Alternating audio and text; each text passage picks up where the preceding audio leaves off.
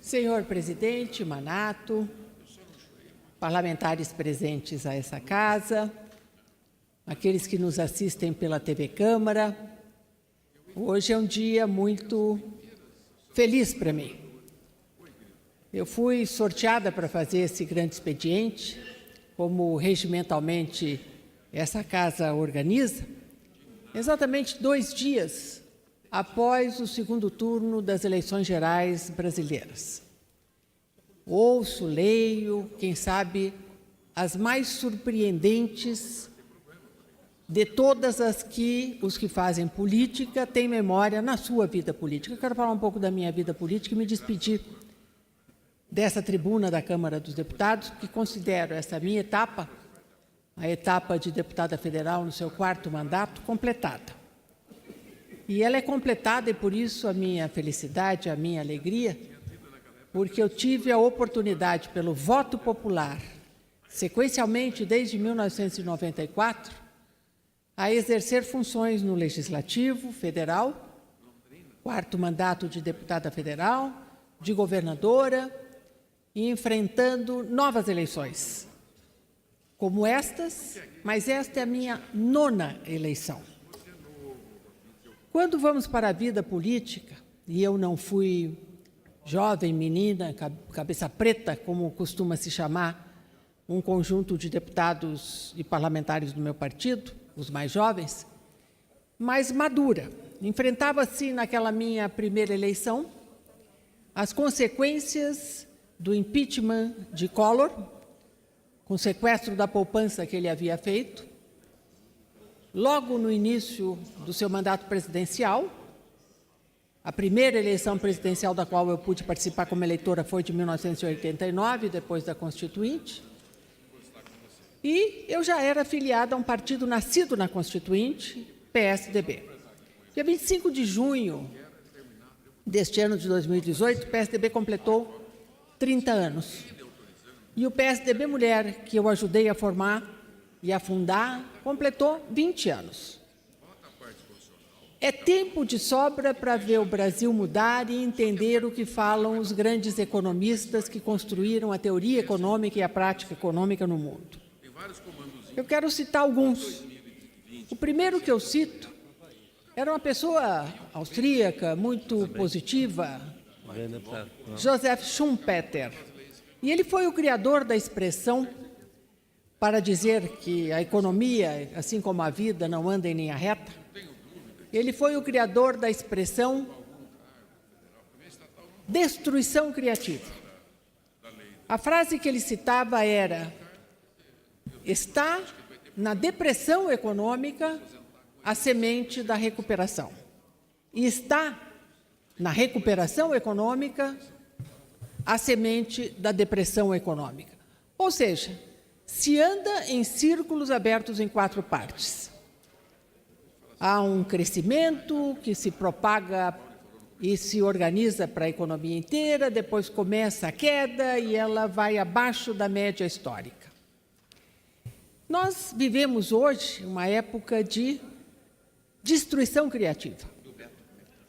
A recessão, com volta da inflação promovida pela recém-eleita, naquela época, presidente Dilma, manteve a população nas ruas dizendo: não é isso que a gente quer. A presidente eleita em 2014, quem a tirou do cargo foi o povo, inclusive, que a elegeu. Quem coloca a pessoa no seu cargo e a tira é o povo que vota. Essa imensa recessão do tempo da presidente Dilma, que não conquistou também o seu mandato de senadora por Minas Gerais, embora tenha vivido a maior parte da sua vida no Rio Grande do Sul, é um aprendizado para ela, mas que seja um aprendizado para todos. O ciclo econômico da destruição criativa, ou da criação destrutiva na volta do ciclo, tem a ver com o que nós estamos voltando hoje a enxergar através da eleição. É eleito um militar, pelo voto direto.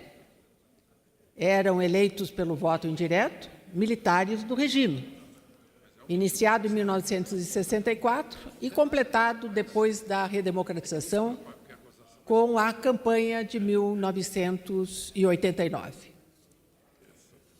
Com ele vieram vários militares, aqui para esta casa, para o Senado, para governos do Estado, para as assembleias legislativas, numa coisa inédita. Porque se isso aconteceu no regime militar, aconteceu que os dirigentes eles eram não eleitos pelo voto popular, mas escolhidos pelo modo indireto. E desta vez foi pelo modo direto. Então nós estamos voltando às origens. O que nós estamos vivendo hoje, nós vivemos na década dos 60. O povo pedia ordem. O povo hoje no Brasil pediu ordem. O que estava acontecendo com os desmandos da era petista de 13 anos governando o país, aconteceu no meu estado, quando o governo estadual petista, ele destruiu toda a organização das finanças públicas e das políticas sociais positivas que nós pudemos construir lá no Rio Grande do Sul. Em 2 anos se terminou com a criação que nós fizemos de um Estado que não vinha mais a Brasília de Pires na mão, mesmo porque era a era do Lula, não adiantava a governadora Ieda vir aqui, porque não ia ganhar nada. Então, fizemos com os nossos próprios recursos, por disciplina, respeito à lei e ordem. Eu do PSDB. O povo, então, quando pediu e levou o Bolsonaro agora a ser eleito presidente, com posse marcada para o dia 1º, ele não aceita o ciclo da era petista, que é um ciclo de desmandos, corrupção, ineficiência no gasto do dinheiro público, fake news, a verdade muito distante das falas dos políticos do partido. Vivemos isto aqui noite e dia, que muito votamos à noite aqui na Câmara dos Deputados, em que os discursos colocados aqui nesta Câmara eram totalmente inverídicos e invertiam a realidade. A recessão e a volta da inflação, quem trouxe foi o governo do PT. Se se ouvisse o discurso aqui, neste plenário, um seguido do outro, muitos aos gritos, se pensaria que o governo Temer foi o governo que criou a recessão, os 13 milhões de desempregados e a inflação. Então, essa característica da política, ela ser vista por muita gente como uma atividade que não fala a verdade, o povo não aceita. O povo não aceita que as riquezas da nação tenham sido distribuídas para ditaduras africanas e sul-americanas, porque a riqueza produzida na nação ela é fruto do trabalho e do empreendedorismo que na nação se tem. O povo disse chega. Mas ele já disse chega lá em 2013, quando as primeiras manifestações seguindo a onda mundial chegaram trazendo milhões às ruas, contatados não por instituições ou a mando ou a soldo, e sim pelas redes sociais, que são a grande transformação da nossa era. 2014 veio uma eleição conturbada, e há razões para isso, uma desconfiança muito grande de que se possa roubar através das urnas eletrônicas, não que elas roubem, mas se pode manipular as urnas eletrônicas. E o povo não aceitou o resultado daquela eleição ali. Aécio, já considerado eleito presidente da República, quando a maioria dos estados encerrava a sua eleição às 5 da tarde, mas o Acre continuava. Em 1 hora de Acre, inverteu-se a tendência. Aécio cresceu menos, Dilma cresceu mais, e a desconfiança sobre o modo de votação pelas urnas se estabeleceu, e as ruas pediam impressão de voto. Não ganharam. A impressão do voto não foi aceita. Continuaram as manifestações de 2014 e aí foi aquela derrocada.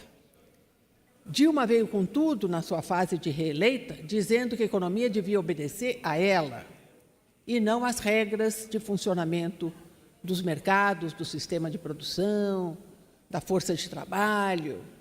Rapidamente a recessão se alastrou, 13 milhões de desempregados, inflação subindo, o mesmo povo que a colocou lá atirou de lá. Quando o impeachment se deu em 2016, então as manifestações de rua pararam. Não porque alguém tenha dito para parar, porque o objetivo havia sido conquistado. O povo não queria mais aquilo. E completou em 2018, dizendo: nós não queremos a volta do PT. Nós não queremos um país destruído por várias formas de governar, usando a democracia para terminar com ela. E elegeu Bolsonaro. Boa cota dos votos do Bolsonaro, hoje eleito presidente da República, colega deputado federal, foram fruto do antipetismo radical que se instalou. E quando a gente fala antipetismo, a gente pensa assim: não tem jovem, porque os jovens não conheceram o que veio antes. Não! Os jovens redescobriram o liberalismo, montaram partidos novos. Eu fui uma das que apoiou a criação do Partido Novo, apoio a criação de partidos que têm uma linha de formação, uma linha ideológica. Assim como muitos apoiaram em 1980 a criação do partido chamado Partido dos Trabalhadores. Em 1980 ele nasceu com apoio massivo da população em fase de redemocratização. Depois, sabe-se, o partido não honrou ao que dizia que seriam seus fundamentos e a sua ação. Então, chega de PT. É isso que a eleição de 2018 está mostrando. Mas eu volto ao Schumpeter, nosso economista, falando um pouquinho antes da Hannah Arendt. A Hannah Arendt dizia que não há solução para os males da sociedade que se forma com tendências a coisas tão trágicas como o totalitarismo, o nazismo, o fascismo, o populismo. E a Hannah Arendt disse: não há outro caminho. O caminho é aliar o discurso à ação. Nós fizemos isso em 1988. Nasceu o PSDB, então eu decidi que a minha vida se dedicaria, a partir de então, à política, e assim eu fiz. Feito o PSDB, pelo ideário de muitos líderes, vou citar apenas dois que já nos deixaram, Mário Covas e André Franco Montoro. Aqui, nesta casa, nasceu o PSDB por força de uma decisão de constituinte. Os partidos podiam primeiro se formar com a assinatura de líderes e depois buscar as suas bases. O que me traz essa tribuna hoje, para me despedir desta tribuna, através de discursos, expedientes médios, pequenos e grandes, é o reconhecimento de que aquele PSDB que ouviu a voz das ruas, nas diretas já de 1984, que se propôs e fez aquilo que se propôs, honrando com a verdade, honrando com o conteúdo programático de respeito ao dinheiro público, sendo governadores às dezenas, prefeitos às centenas, presidente da República 2 vezes, o PSDB honrou sempre o ideário do seu fundamento, da sua fundação.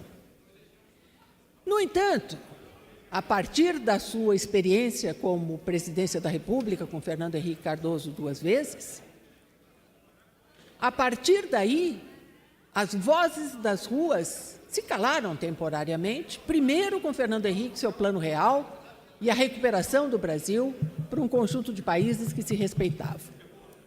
Em segundo lugar, com Lula, que trazia uma mensagem de esperança e uma mensagem de profunda mudança. A mudança foi o mensalão, a mudança foi o petrolão, a população não aceitou.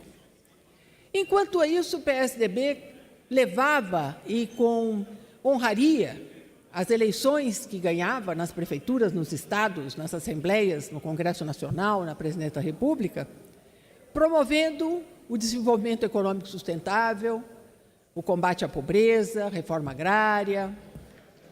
Tudo o que nós fizemos, depois foi continuado ou não, mas, sem dúvida, o que nós fizemos de bom conseguiu ser feito de forma menos boa.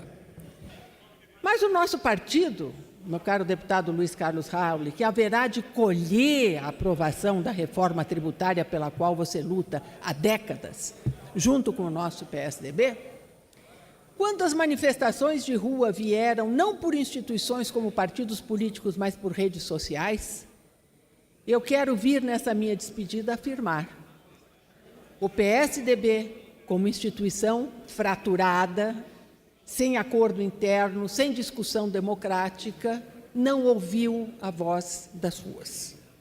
E, ao não ouvir a voz das ruas, decretou a sua derrota para 2018. Assim como o PT foi varrido do mapa em 2016, o PSDB e outros partidos foi varrido do mapa em 2018. Se escolheu alguma coisa que se conheceu na década dos 60, que é a condução do país por uma ordem comandada por militares, mas que chama os civis, eclesiásticos, os juízes e todos, quando não ouviu a voz das ruas, ele próprio, nós, PSDB, nos decretamos fora. Agora chegou a hora de, voltando o ciclo à sua base de origem, que é a eleição do militar, deputado federal Bolsonaro, acompanhado de tantos, quando esta é a decisão que domingo, há 2 dias atrás, se revelou como aquela que se pronunciava em pesquisas nas ruas, nas opiniões, nas redes, cabe ao PSDB, como eu faço agora, cumprimentar a todos os eleitos, de qualquer partido, porque eleitos são os vencedores na democracia do voto. Mas, mais do que isso, além de cumprimentar o presidente eleito e seu vice, o gaúcho general Mourão, cumprimentar o meu governador eleito, Eduardo Leite, do PSDB, que deverá, em função do que a gente conseguiu conquistar durante a nossa governança 2007 e 2010, colocar de novo o Rio Grande do Sul nos eixos dos quais saiu a partir de um governo PT do Tarso. Eu vim a cumprimentar a todos, mas, em segundo lugar, dizer que está na hora de reconhecermos com humildade nossa derrota, fazer o diagnóstico e nos propormos, como um partido do centro democrático, a seguir no mesmo rumo do desenvolvimento sustentável, respeito às liberdades, mas, no entanto, nos reformatarmos como partido. A hora não é fácil.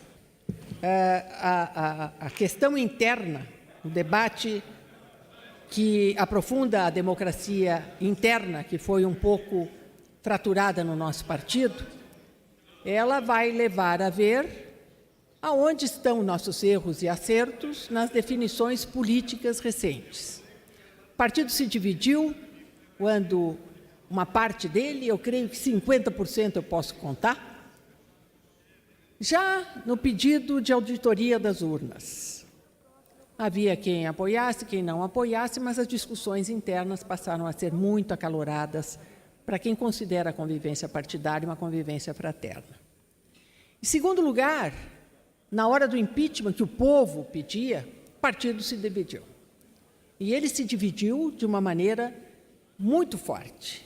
2016, decidido o impeachment, decidido o teto de gastos, eu volto à Câmara no meu 4º mandato, por eleição do então deputado, agora prefeito Marquesan.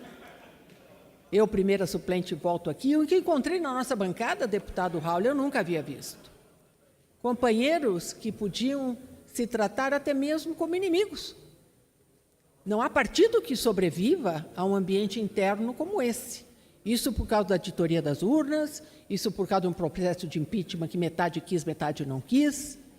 E mais tarde, em 2017, com as gravações da escolhida do Lula JBS, alguns dizem até com auxílio de pessoas de dentro do MPF, gravações sobre Aécio, presidente do nosso partido, senador, e gravações sobre Temer, presidente da República, levado ao cargo depois do impeachment da Dilma. Nós vivemos um 2017 envenenado, um 2017 em que falhamos na construção de uma decisão interna do partido que fosse respeitada por todos depois de tomada. Então, vivi 2017 uma fase nova. E esta fase nova era uma fase de fratura da fraternidade que sempre nos caracterizou. 2017 se foi, 2018, quero falar de 2 coisas. A minha prioridade era 2017, segurança pública, e eu formei, então, a Frente Parlamentar Mista de prevenção da violência com deputados e senadores, mais de 200, quando segurança pública e prevenção da violência não era prioridade, exceto no caso da prevenção da violência, majoritariamente pela bancada feminina. A formação dessa frente parlamentar me levou a audiências públicas, conversa com ministros e o pedido de que fizéssemos um plano decenal de prevenção da violência e de segurança pública. Não precisei. Março amanhece, março de 2018, com a intervenção federal do Rio de Janeiro e com a criação do Ministério da Segurança Pública. Nós aprovamos logo depois o SUSP, Sistema Único de Segurança Pública e Desenvolvimento das Pessoas.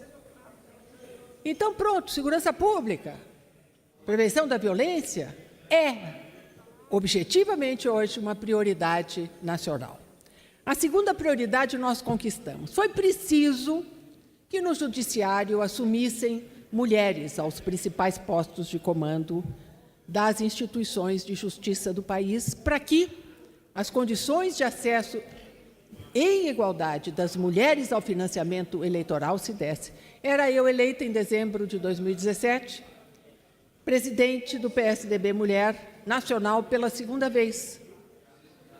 O que aconteceu em 2018 me permitiu fazer, como Ana Arendt disse, associar o discurso à prática. Resultado: o PSDB Mulher organizou a eleição das mulheres junto com os diretórios estaduais, as candidaturas a deputados estaduais e federais.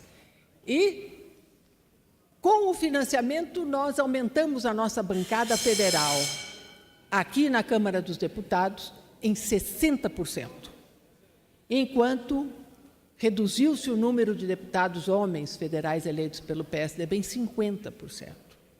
É um feito. Outro feito, aumentamos em 33% o número de deputadas estaduais eleitas em todo o país. Mas elegemos a nossa colega, companheira, Mara Gabrilli, senadora da República por São Paulo, a primeira senadora, a única senadora eleita pelo PSDB. Ela sabe e reconhece o papel do PSDB Mulher. Então, o que eu quero na minha despedida dizer é que vivemos uma fase nova. Eu quero vida longa ao PSDB, mas ele tem que fazer a sua meia-culpa. Mas eu quero vida longa a esta evolução que faz com que a bancada de mulheres no Congresso Nacional tenha crescido de modo tão significativo.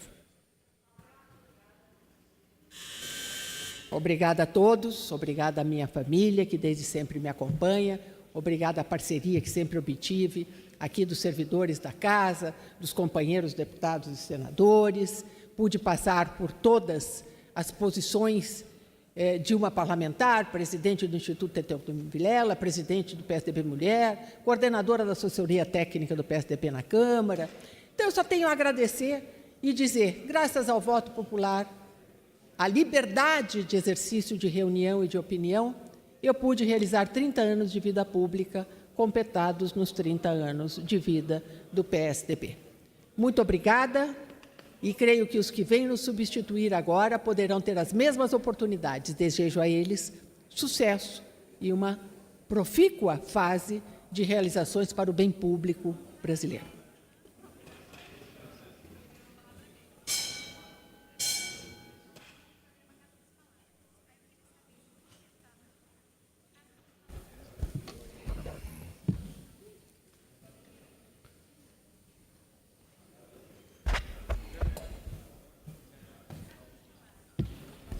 Obrigado, deputada Ieda, do Rio Grande do Sul.